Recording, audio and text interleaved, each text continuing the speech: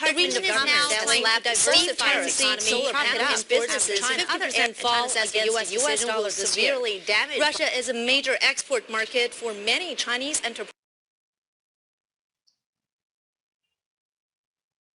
Well, this Saturday,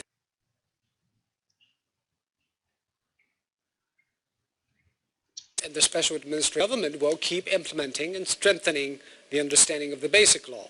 Mr. Leung also said he will talk in more details about the illegal occupations in an appropriate opportunity.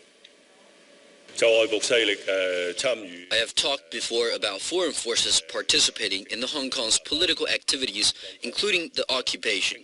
We will give further disclosure in an appropriate time. For more about what is going on in Hong Kong, let's turn to our reporter Leung, who has been covering this from under the ground. Well, Leung, has the city of Hong Kong returned to normal? Can we say that now?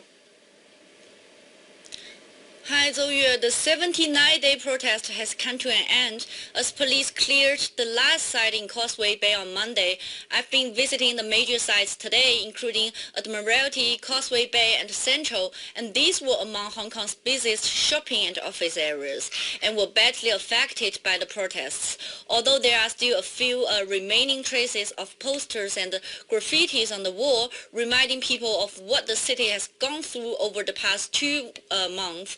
In general, traffic and business are returning smoothly again. However, in Mong Kok and Yau Ma Tei, some protesters returned in the evening and caused disruptions. Police are warning all residents to continue to obey the law.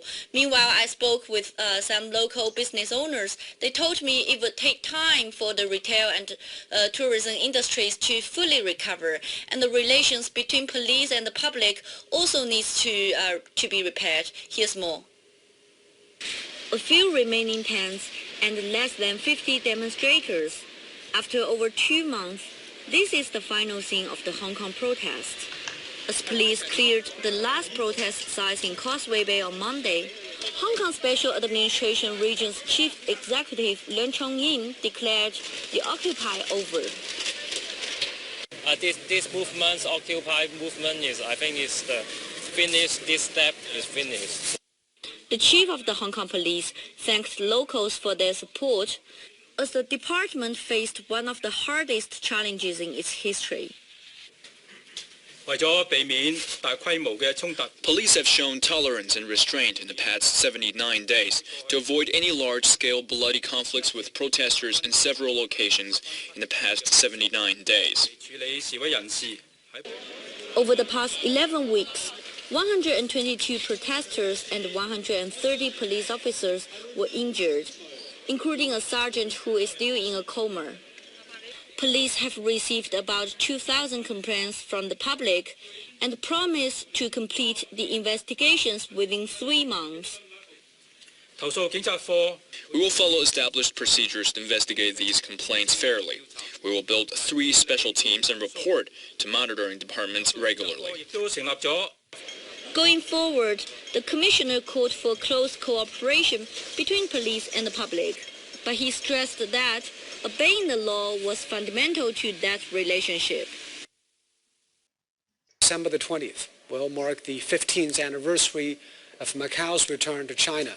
Since Macau's return in 1999, its economy has enjoyed strong growth, mainly thanks to expanding tourism and gaming sectors.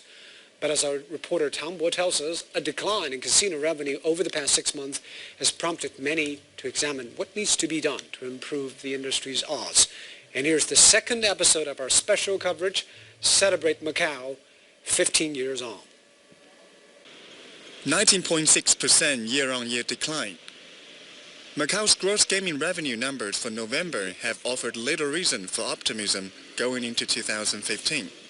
But Su Shuhui, executive director of Macau's biggest casino company, sees no reason for panic. I think we have a high base last year, so I think it's very natural when Macau tried to reorganize the gambling structure by itself. So, and also because of the slow growth in economic development in China and in the world at large, I think a slower growth may be anticipated in this month. So it's not very surprising for us. But Feng Jiachao, an associate professor at the University of Macau, says there are some other challenges that must be tackled.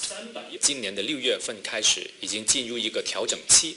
The gaming industry in Macau has been in reorganization period since June to re-evaluate its capital flow and gaming structure due to some illegal economic behavior such as money laundering. The decline will continue as this re-evaluation goes on, but it's healthy. This re-evaluation is also important for Macau's broader economy. As Feng points out, what's profitable for casinos can sometimes be costly for regular residents. 博彩消费在理论上是无限大的。 Theoretically, gaming consumption has no upper limit. It is calculated as part of the local gross domestic product, even though it makes little economic contribution to other local sectors. But the legal commercial effects could make the situation worse. It has led to rising house prices and inflation, directly affecting local people's lives.